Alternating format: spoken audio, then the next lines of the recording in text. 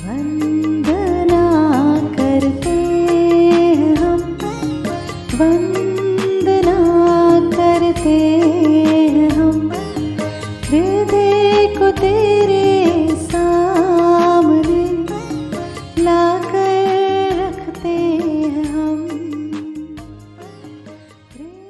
नीति वचन 31। लमूएल राजा के प्रभावशाली वचन जो उसकी माता ने उसे सिखाए।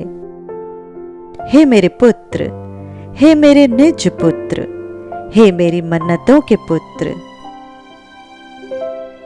अपना बल स्त्रियों को न देना, न अपना जीवन उनके वश में कर देना जो राजाओं का पौरुष खा जाती हैं। हे लमूएल, राजाओं का दाख मधु पीना उनको शोभा नहीं देता, और मदिरा चाहना रईसों को नहीं फपता। ऐसा न हो कि वे पीकर व्यवस्था को भूल जाएं और किसी दुखी के हक को मारें। मदिरा उसको पिलाओ जो मरने पर है, और दाख मधु उदास मन वालों को ही देना, जिससे वे पीकर अपनी दरिद्रता को भूल जाएं और अपने कठिन श्रम फिर स्मरण न करें। गूंगे के लिए अपना मुंह खोल और सब अनाथों का न्याय उचित रीति से किया कर। अपना मुंह खोल और धर्म से न्याय कर, और दीन दरिद्रों का न्याय कर। भली पत्नी कौन पा सकता है, क्योंकि उसका मूल्य मूंगों से भी बहुत अधिक है। उसके पति के मन में उसके प्रति विश्वास है, और उसे लाभ की घटी नहीं होती।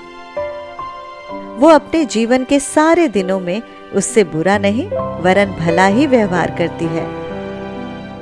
वो ऊन और सन ढूंढ ढूंढ कर अपने हाथों से प्रसन्नता के साथ काम करती है। वो व्यापार के जहाजों के समान अपनी भोजन वस्तुएं दूर से मंगवाती है। वो रात ही को उठ बैठती है और अपने घराने को भोजन खिलाती है, और अपनी दासियों को अलग अलग काम देती है। वो किसी खेत के विषय में सोच विचार करती है और उसे मोल ले लेती है, और अपने परिश्रम के फल से दाख की बारी लगाती है। वो अपनी कटी को बल के फेंटे से कसती है और अपनी बाहों को दृढ़ बनाती है। वो परख लेती है कि मेरा व्यापार लाभदायक है। रात को उसका दिया नहीं बुझता। वो अटेरन में हाथ लगाती है और चरखा पकड़ती है। वो दीन के लिए मुट्ठी खोलती है और दरिद्र को संभालने के लिए हाथ बढ़ाती है। वो अपने घराने के लिए हिम से नहीं डरती, क्योंकि उसके घर के सब लोग लाल कपड़े पहनते हैं। वो तकिए बना लेती है।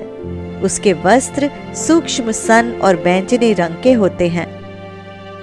जब उसका पति सभा में देश के पुरनियों के संग बैठता है, तब उसका सम्मान होता है। वो सन के वस्त्र बनाकर बेचती है और व्यापारी को कमरबंद देती है। वो बल और प्रताप का पहरावा पहने रहती है और आने वाले काल पर हंसती है।